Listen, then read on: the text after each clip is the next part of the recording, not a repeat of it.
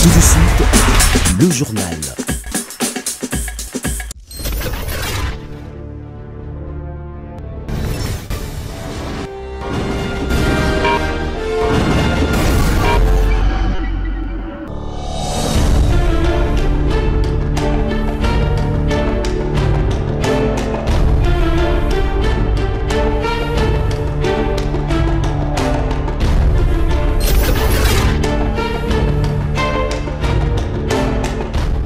Bon week-end à toutes et à tous, mesdames et messieurs. Merci de faire confiance à ce journal de la ville qui comporte notre édition rétrospective de la semaine. Mesdames et messieurs, encore une fois, bienvenue dans ce journal.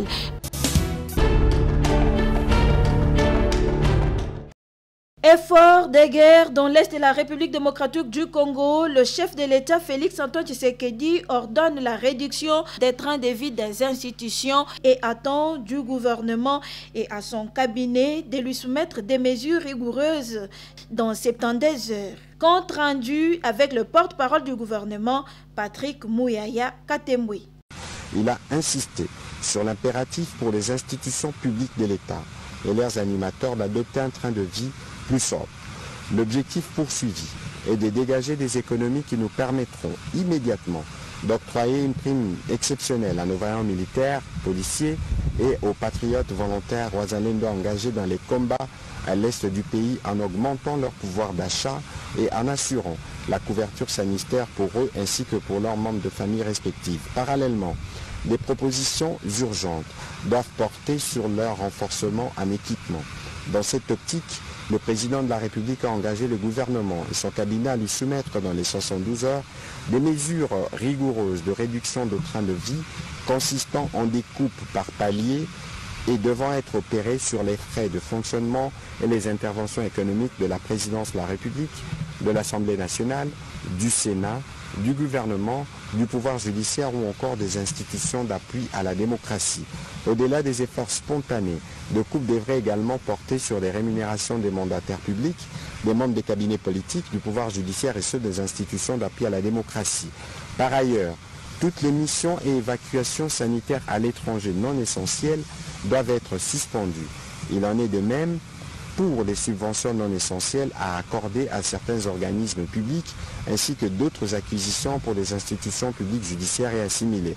Doivent également être suspendues pour une durée de 12 mois les augmentations salariales, les corrections des grades et les mécanisations des agents publics de l'État autres que les militaires et policiers, sauf évidemment dérogation spéciale.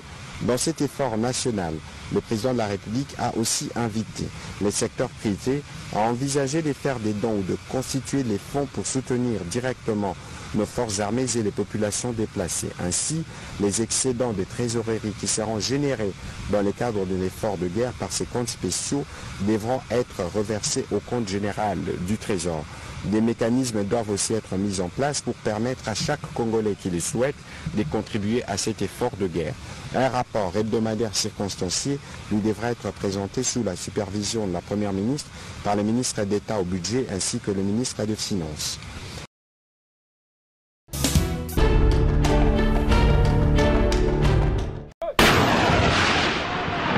Notre politique, c'est de faire la guerre par mer, par terre et par air.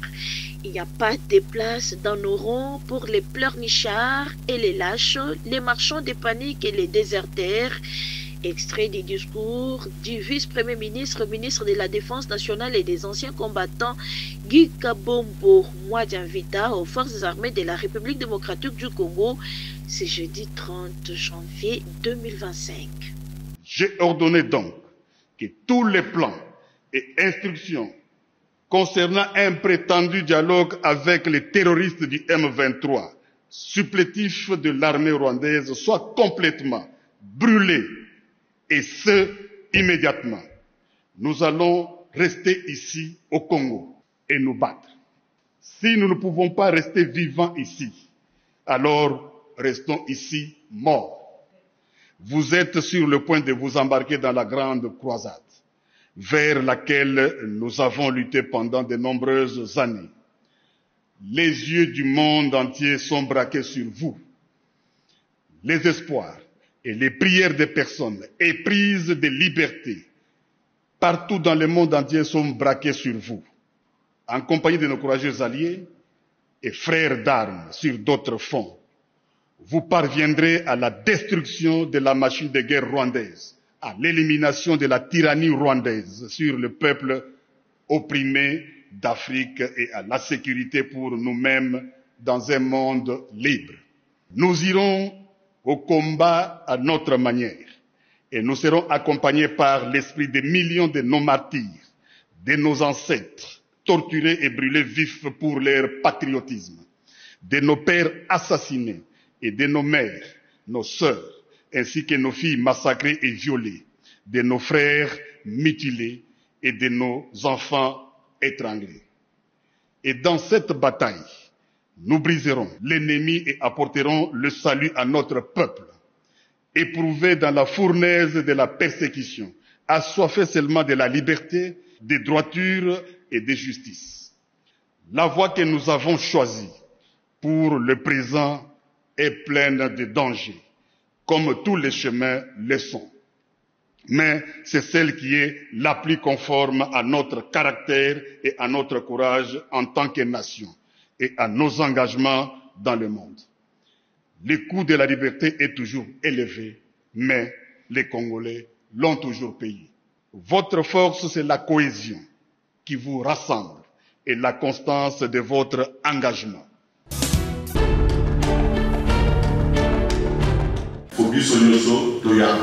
Les leaders des jeunes de toutes tendances confondues et pris du patriotisme réunis en premier conclave. C'est samedi 1er février 2025 à Kinshasa, à l'immeuble territorial, dans le cadre du projet Tufaulu Pamoja. Réussissons ensemble, mise en œuvre par l'Union des jeunes Congolais pour les changements, IJCC, en solidarité avec la population de Goma, Nord Kivu, dans l'Est de la RDC. Les forces armées de la République démocratique du Congo et les Wazalendo condamnent avec la dernière énergie ce qu'ils qualifient de crimes contre l'humanité, des carnages humains opérés par les terroristes sur les populations et les civils. Leur déclaration. Les leaders de jeunes congolais condamnent avec la dernière énergie l'agression rwandaise contre la République démocratique du Congo sous couvert de supplétifs du M23 qui occasionnait plusieurs morts et déplacements de populations civiles marqués par une violence sans précédent dans les zones actuellement sous-occupées de ces terroristes. Les leaders de jeunes congolais ont qualifié de crimes de guerre et de crimes contre l'humanité le dernier carnage humain opéré par ces terroristes sur la population civile lors de son assaut dernier sur la ville de Goma. Les leaders de jeunes congolais saluent avec encouragement la résilience et l'héroïsme des éléments de FARDC et Wazalendo qui, malgré une logistique limitée, ont pu résister à l'ennemi et continuent à se battre contre ces derniers. Ce qui se passe actuellement à Goma, dans l'Est de la RDC, est très grave. Les leaders des jeunes lancent l'appel à la communauté internationale et aux pays africains. Les leaders de jeunes congolais appellent le pays africain et autres nations du monde à se solidariser avec la population congolaise en ce moment d'agression lui imposée. Pour les leaders des jeunes congolais, le Conseil national de la jeunesse est l'interface par excellence pour interagir avec le gouvernement pour l'avancement du plaidoyer sur la participation des jeunes. De ces faits, il est plus qu'urgent d'y mettre de l'ordre par l'organisation de l'Assemblée générale extraordinaire et élective pour accorder de la légitimité à ces animateurs du bureau. Ce conclave des jeunes est ainsi constitué un cadre consultatif des jeunes pour la paix en République démocratique du Congo.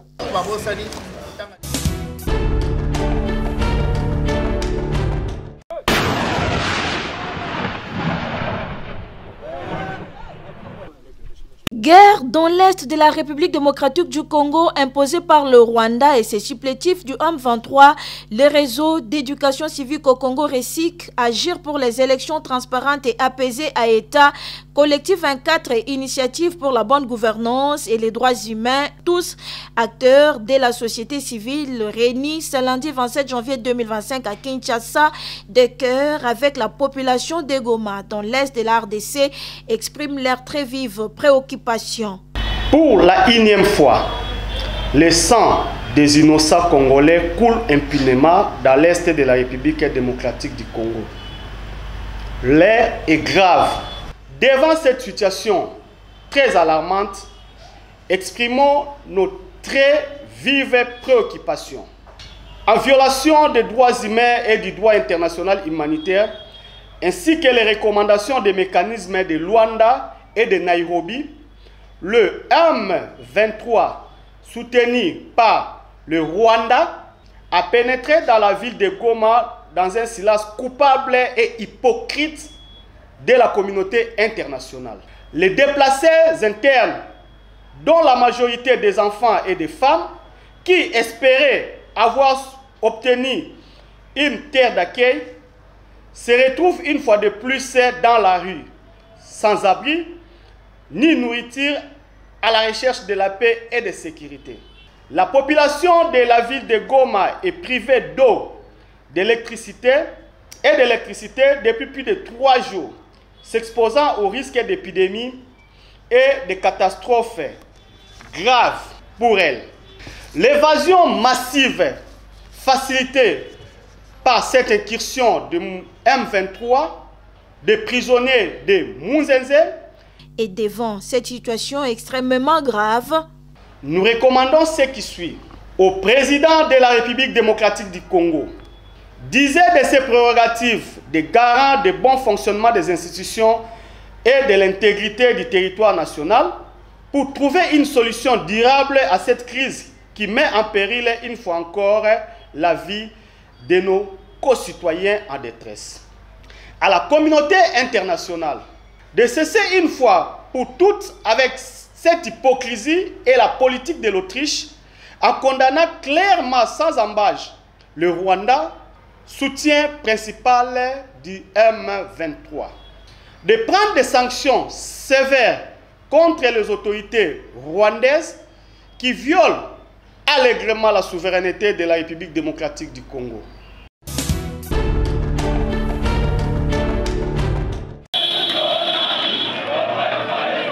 C'était mardi 28 janvier 2025 sous la colère des Congolais qui ont organisé des manifestations spontanées dans toute la ville de Kinshasa pour compatir et exprimer leur solidarité à la population de Goma, Nord Kivu, dans l'est de la République démocratique du Congo, leur pays agressé par le Rwanda et ses supplétifs du M23.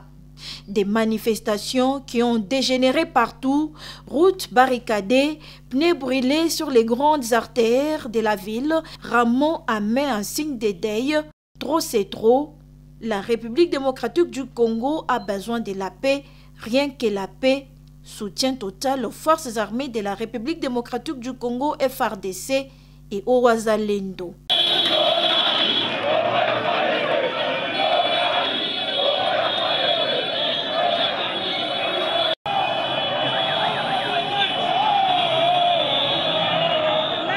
Les portes des écoles fermées, pas de classes, les auditoires des universités vides, pas d'étudiants, pas de marchés, pas de ventes. Les grands supermarchés sont restés fermés.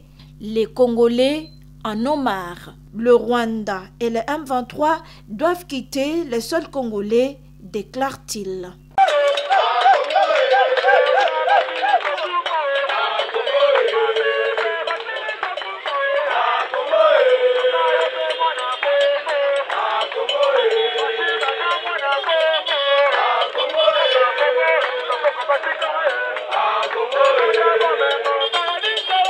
Pour les manifestants, les autorités doivent trouver solution. tolembi makile zota mpona nini te bakoki kozwa décision bango baza kuna baza bandeko na biso te bango bazokufa basoda bazokufa kuna na este bato bazokufa bango kuna baza bakongolais te tolembi baluka solution. Et quelques ambassades ont été ciblées par des manifestants, notamment l'ambassade des États-Unis, de la Belgique, de la France. Ils exigent à ces dernières de condamner clairement le Rwanda, principal soutien de M23 dans l'est de la RDC.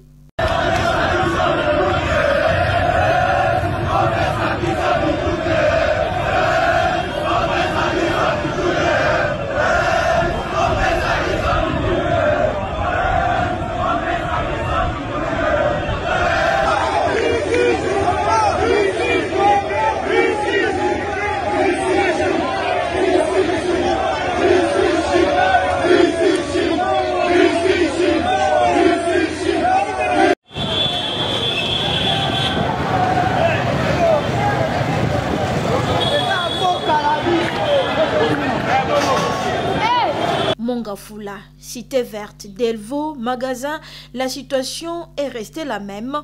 Les manifestants ont barricadé des routes avec des pneus brûlés. La circulation est humide.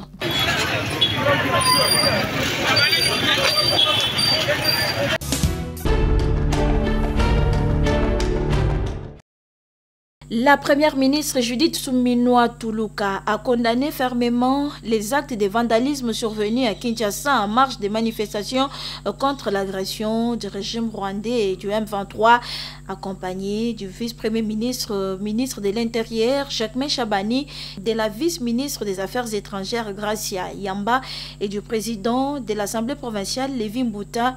Il a visité les lieux ciblés, notamment les ambassades et les commerces touchés. Un appel à la cohésion, la colère légitime doit être canalisée vers l'unité et la défense du pays et non vers la destruction. Une condamnation ferme, les attaques contre les ambassades et les entreprises sont inacceptables. Le gouvernement appelle à la vigilance et au respect des institutions. L'impact des violences, véhicules diplomatiques saccagés, bureaux ravagés, commerces pillés. La première ministre a rassuré les diplomates et exprimé son soutien aux victimes. Des sanctions contre les coupables sur instruction de la première ministre. Les auteurs seront identifiés et traduits en justice. Le gouvernement reste mobilisé aux côtés du peuple congolais et réitère son soutien aux forces armées de la République démocratique du Congo et au Wazalendo dans la défense de la patrie.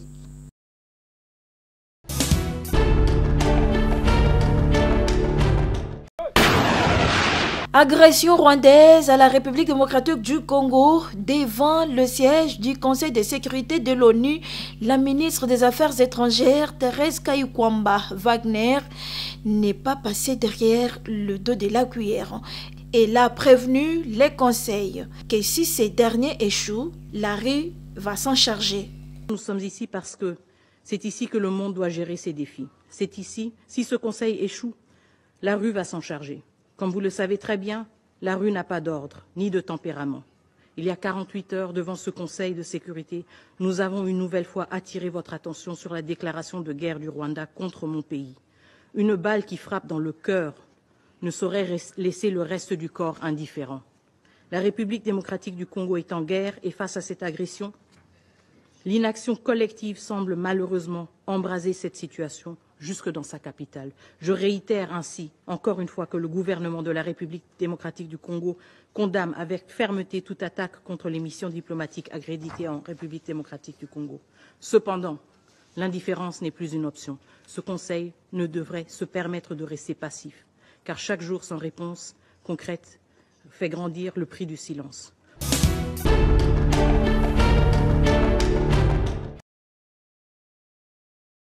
C'est jeudi 30 janvier 2025, à la Cité de l'Union africaine, le chef de l'État, Félix-Antoine Tshisekedi, a reçu Jean-Noël Barrot, ministre de l'Europe et des Affaires étrangères de la France, à la suite d'une série de communications téléphoniques entre le président Félix Tshisekedi et Emmanuel Macron.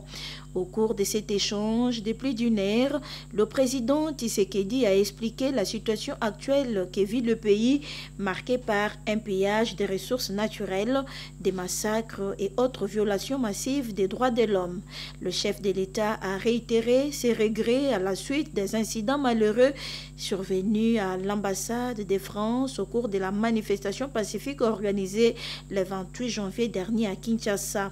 Membre du Conseil de sécurité de l'ONU, avec droit de veto, la France a apporté un soutien important à la RDC lors des 2 dernières réunions urgentes de cet organe des Nations Unies consacré à la situation sécuritaire et humanitaire dégradante dans le Nord Kivu après l'invasion de Goma par de troupes rwandaises.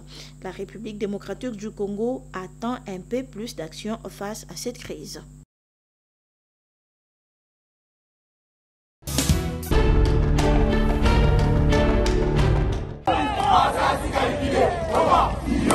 La journée du 30 janvier 2025, à titre exceptionnel, déclarée journée sans cours dans les universités de la République démocratique du Congo pour exprimer le soutien et solidarité à la population de Goma, dans l'est de la République démocratique du Congo, agressée par le Rwanda, et ses supplétifs du M23, et saluer la bravoure des forces armées de la République démocratique du Congo, FARDC, et les Wazalendo. Un ordre respecté à l'Académie des Beaux-Arts où le directeur général Henri Kalama, les comités de gestion, le personnel enseignant ainsi que les étudiants ont organisé une marche pour condamner cette agression rwandaise dans l'est de la RDC et appeler la communauté internationale à poser des actions concrètes en condamnant le Rwanda, principal soutien du M23. Cette marche a eu lieu dans l'enceinte de l'Académie des Beaux-Arts. Chants et cris de colère étaient au rendez-vous. Le directeur général Henri Kalama. Nous condamnons avec force cette énième agression de cette partie du pays qui déstabilise toute la région des Grands Lacs. Nous appelons la communauté internationale à poser des actions concrètes marquant la désolidarisation avec les régimes de Kigali qui méprisent tous les droits humains et internationaux qui constituent les valeurs cardinales de la démocratie et de la coopération entre les peuples. Nous nous rallions derrière le chef de l'État, président de la République, grand chancelier des instituts supérieurs et universités et commandant suprême des FARDC, qui ne ménage aucun effort pour que la paix soit rétablie dans la ville de Goma et dans toute la partie endeuillée par les ennemis de la paix. Nous saluons la bravoure des FARDC et celle des forces d'autodéfense Wazalendo, consentent d'énormes efforts et sacrifices pour goûter l'ennemi hors de nos espaces de vie sur toute l'étendue de la République. Le représentant des étudiants de l'Académie des Beaux-Arts s'exprime. Et si on a eu à faire ces marches et tout, vraiment c'est pour soutenir nos confrères qui sont vraiment menacés, qui sont agressés par rapport à la ville de Goma. Et là, nous tenions d'abord à remercier les DG pour cette belle initiative. Et hormis ça, nous envoyons nos forces à nos frères, nos vaillants soldats qui essaient de mettre la paix. On les encourage de fournir des efforts pour libérer la ville nationale. L'Académie des Beaux-Arts, à l'image de tous les Congolais, s'engage à défendre la patrie et à soutenir les forces loyalistes et le chef de l'État.